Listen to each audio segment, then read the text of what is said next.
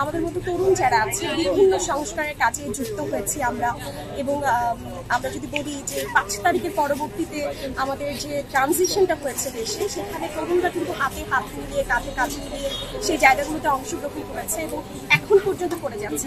তো সেখান থেকে আমরা আশাবাদী যে আমাদের মতো তরুণ যারা আছে তারা বাংলাদেশের এই আগামী যে সুন্দর বাংলাদেশ করার যে আমরা স্বপ্নটা দেখি, সেখানে আমরা সাহায্য করতে পারি। আমরা একাত্তরে স্বাদ নিতে পারি নাই, কিন্তু আমরা এই দিনের মাধ্যমে আমাদের বিজয়ের স্বাধীনতা, যার মাধ্যমে আমরা মোটামুটি স্বাধীনভাবে বাঁচার একটা অনুপ্রেরণা পাইছি।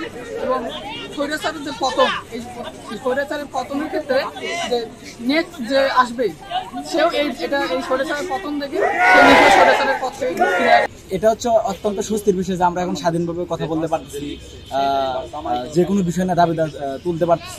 আর একটা যে বিষয় হতাশা, সেটা হলো আমরা যেমন যদি দেখি এখনো তদবির বাণিজ্য চলে। যেমন আমাদের কিছুদিন আগে আমাদের বিশ্ববিদ্যালয়ে শিক্ষক নিয়ে দেখলাম সুপারিশ করছে সাবেক এমপি। আমরা কিন্তু এগুলো চেঞ্জের বিরুদ্ধে আমাদের সংগ্রামগুলো করেছিলাম। এই সংগ্রামগুলো যখন এগুলো হয় তখন হয়েছে রক্তের সাথে গাদ্দারি করা। এই বিষয়গুলো আমরা শিখতেছি। আমরা তরুণ মানুষ, সামনে যেন আরো বাংলাদেশকে একটা আলোকিত বাংলাদেশ করতে পারি, এই জন্যই হচ্ছে আমরা কাজ করি। আজকে আমাদের নতুন বিজয় দিবস, নতুন প্রজন্মের বিজয় দিবস, বৈষম্য বিরোধী আন্দোলনের বিজয় দিবস। এই বিশেষ করে এই বিজয়ের তরুণদের কিন্তু নতুন বাংলাদেশ নির্মাণের ক্ষেত্রে বিশেষ ভূমিকা পালন করা দরকার। বিশেষ করে শিক্ষা সংস্কার নিয়েই কিন্তু এই আন্দোলনটা শুরু হয়েছিল।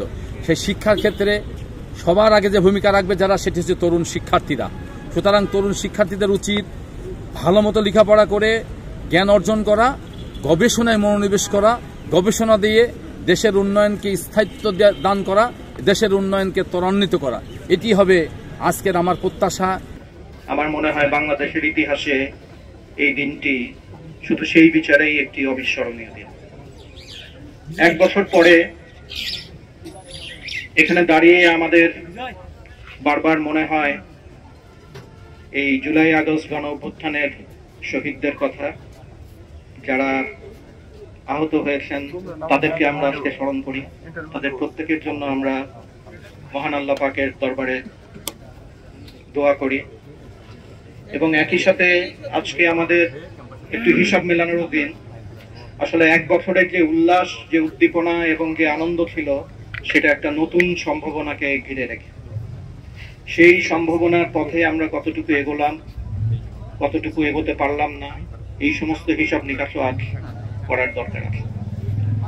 তো আমি এই র্যালিতে যারা উপস্থিত আছেন, সর্বস্তরের ছাত্র জনতা, আমাদের বিশ্ববিদ্যালয়ের আমার অতি সম্মানের সহকর্মী এবং শিক্ষক মন্ডলী, প্রশাসনের সাথে যারা আছেন, কর্মচারী কর্মকর্তা, তাদের সবাইকে অভিনন্দন জানাই এবং স্বাগত জানাই। আমার মনে হচ্ছে দেখে যে প্রবাবলি রাজশাহী বিশ্ববিদ্যালয় থেকে স্মরণকালের সর্ববৃহৎ র্যালিটি আজকে হতে যাচ্ছে।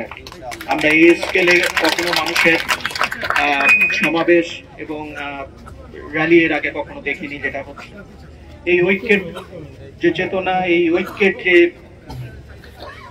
আকাঙ্ক্ষা, এটা ধরে রাখাটাই আমাদের সামনের দিনের সবচেয়ে বড় চ্যালেঞ্জ হবে। এবং ইনশাআল্লাহ আমরা সবাই মিলে দল মত নির্বিশেষে আমরা সেই ঐক্যটাকে ধরে রাখবো ইনশাআল্লাহ।